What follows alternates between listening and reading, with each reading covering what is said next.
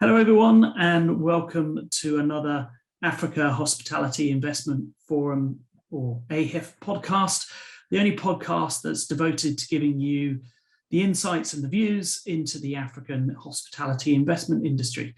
I'm Matthew Weiss, the Managing Director of The Bench, and today I have a first.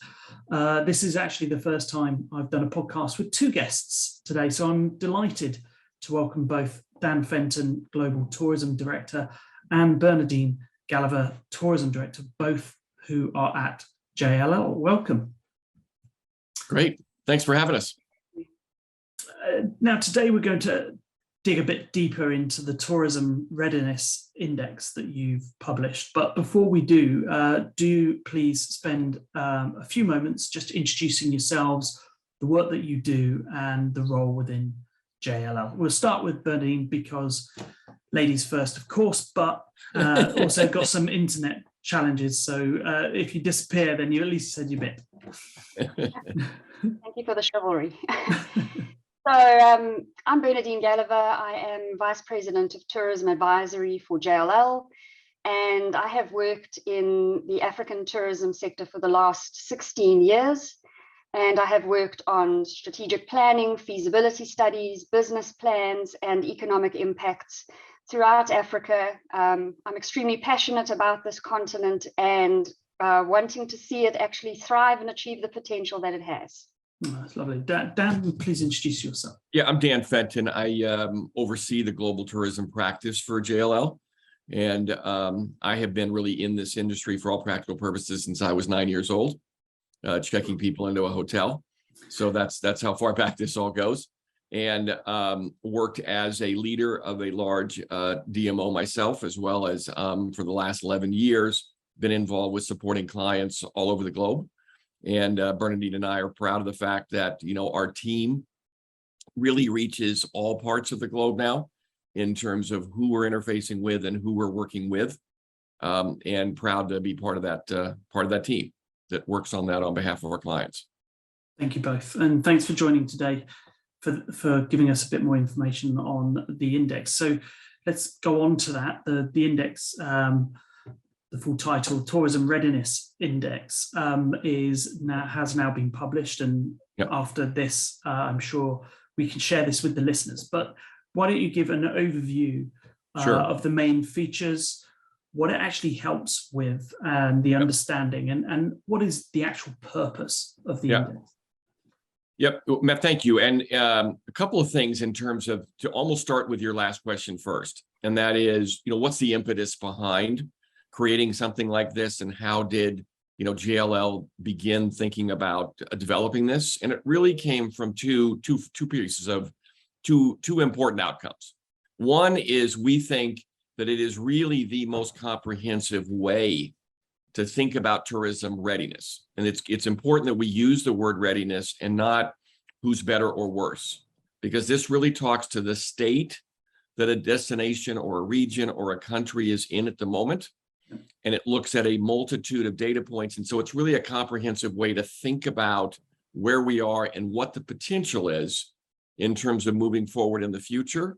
But there's a second piece I think is important to talk about, and that is the fact that we believe the tourism industry needs to be at multiple tables when it comes to our influence and our impact, whether it's, again, in countries or regions or destinations.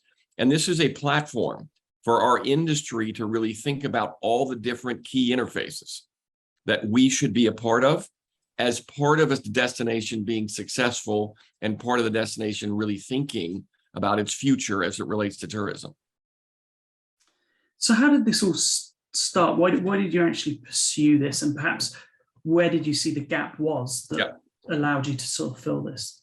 What we have seen in other scenarios is either sort of stakeholder-based surveys that then become a platform for change, or other approaches to this that really weren't purely research-based. And this is a research-based platform.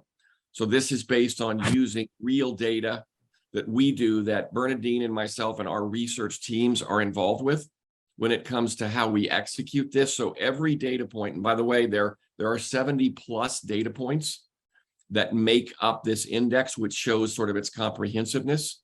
And each one of these data points we've thought through very carefully, in terms of both how to gather the data and why the data point is important in painting this overall picture of tourism readiness.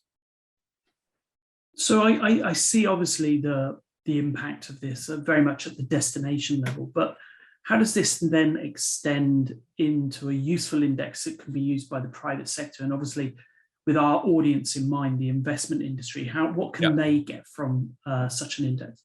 It's a great question. And when we developed it, Matt, we started thinking about what were the potential applications. And here's what we found is that as it relates to a private investor thinking about investing in a destination or investing in a country, this is a platform that we think goes well beyond a traditional sort of feasibility study, if you will.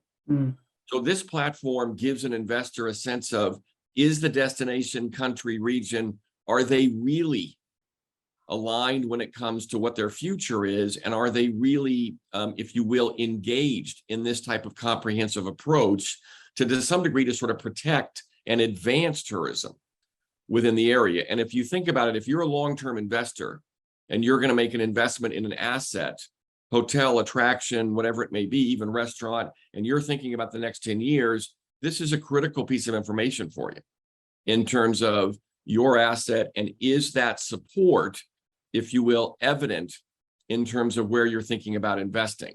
So we have seen interest now from private investors in essentially using this tool to validate, their potential intent to invest in areas. So we think this is really almost a better way to think about, is this the right place to invest, knowing that everything in this index is truly, being studied, is sort of part of how the destination looks at tourism success. And the reason I say, I was just wondering, would it sort of go hand in glove with any feasibility study? Would it be a secondary? Yeah. It would. So you certainly want to know the market. You want to understand that there is a market for your asset, right? You want to understand that there's a financial piece based on that market. But if you think about it, if all the other aspects of the index, which include things like workforce development, it includes environmental sustainability, it includes plans related to airports and emplanements and that piece, it includes the issue of hotel supply in the market. It includes, health of the industry. It also has a whole section related to policies. So sometimes an investment may not be aware that there could be policies in a destination or in a region that are actually not necessarily as helpful to the future of tourism or the future of their asset in particular. That gets surfaced in the research that we do around the index. So that's the comprehensiveness of what we do. And if you think about it from an investor's perspective, I'd certainly want to know where all of that stands as it relates to making a significant long-term investment in a destination, again, or region or country. So where's this all leading? What's the aspirations for the index?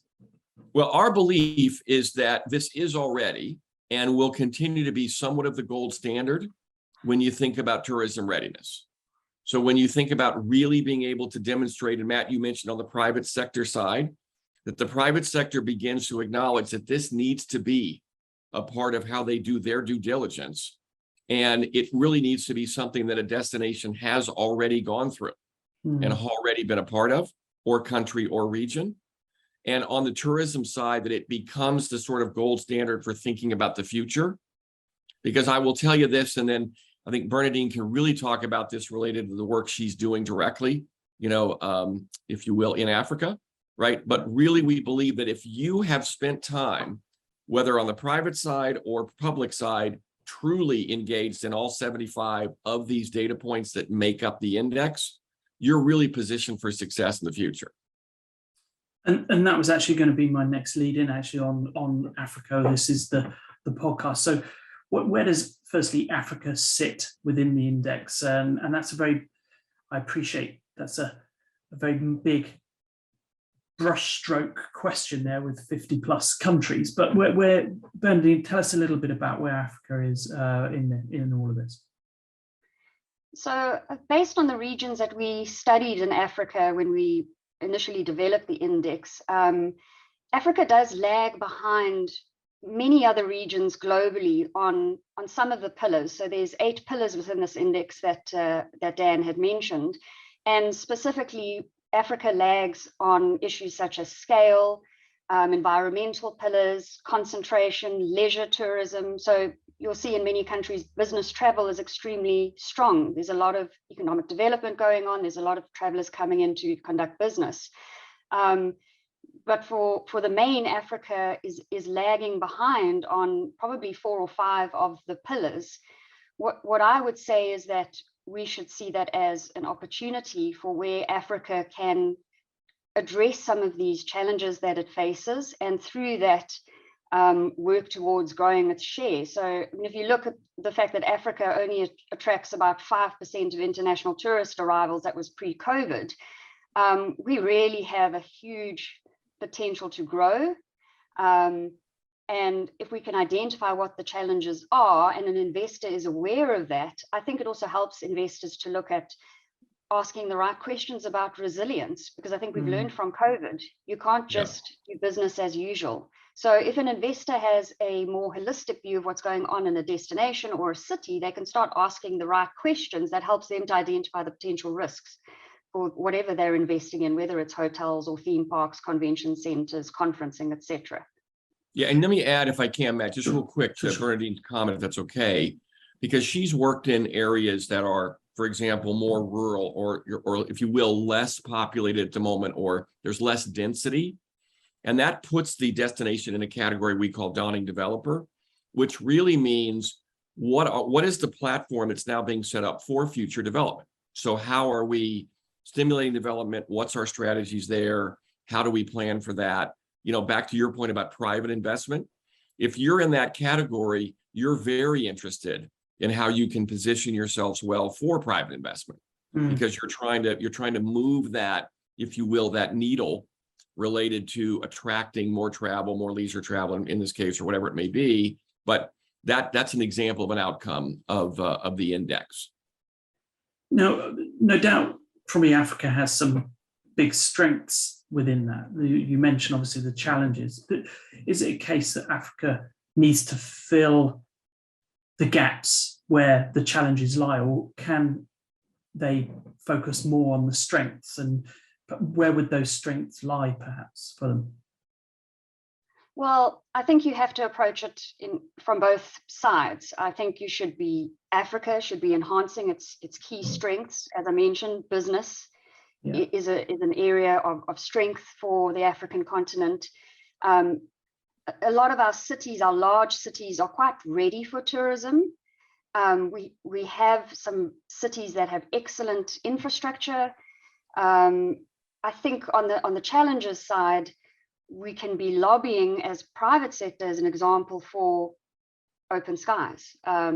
If air access is a policy decision at government level, and you coming in wanting to invest in a destination and there's no air access or it's constrained, that's where Africa is possibly lagging. So it just helps the private sector to say, look, where can we actually go and lobby government? And I think visa, I assume, is another massive area here as well, which we talk about a lot. Tech as well. I mean, Africa is one of the leading continents for tech. We've got some of the top tech hubs in the world, in Cape Town and East Africa.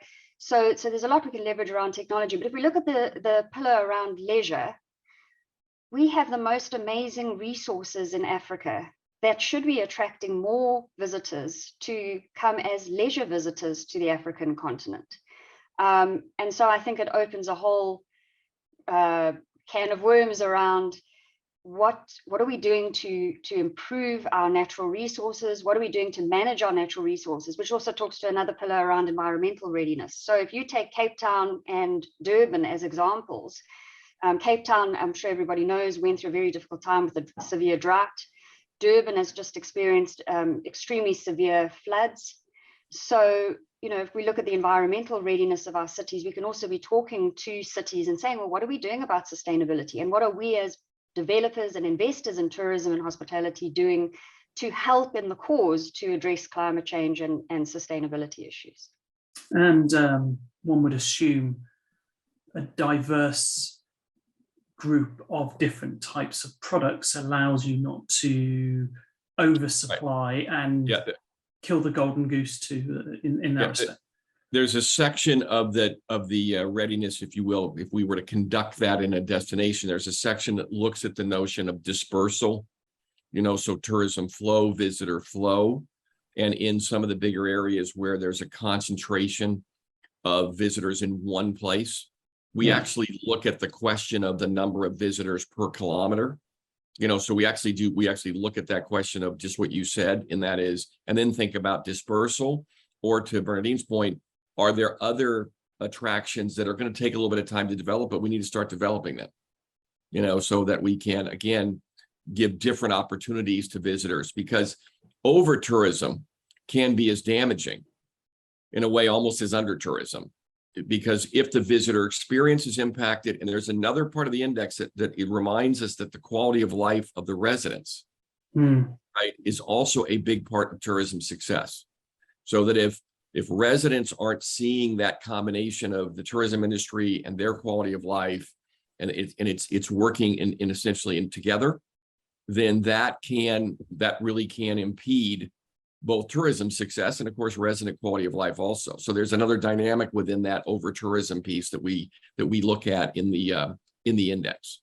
And does it also look at conservation there as well? The relationship between the local community, the tourism, and the animals and such like. Yeah. As a matter of fact, Matt, we believe that when anybody thinks about conservation of any type, we really believe tourism should be one of the first ones at the table to advocate for that. Because if you think about it, A, it's important to advocate for a period, but B, there are experiences that exist in this world that used to exist that literally don't exist today, because there weren't strategies around conservation. There weren't strategies for managing visitor flow, right, in a way that would have preserved, but still would have maintained visitor experience. And so we think those two can coexist, but there has to be thought behind, how that is structured. So tourism is and should be a key partner with any conservation measure in our minds.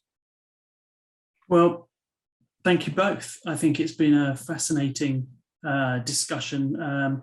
Thank you for joining us, Daniel. I think it's first thing in the morning there in California, so thanks for getting up so early. And it's a fascinating index. For all of those who have listened to this, we will post some information about this as well, and please do get in touch with either Daniel or Bernadine about this directly. Leaves me just to say thank you for joining us. Thanks for sharing this wonderful index with us, and good luck with the development of it. Great. Matt, thanks for having us. Thanks.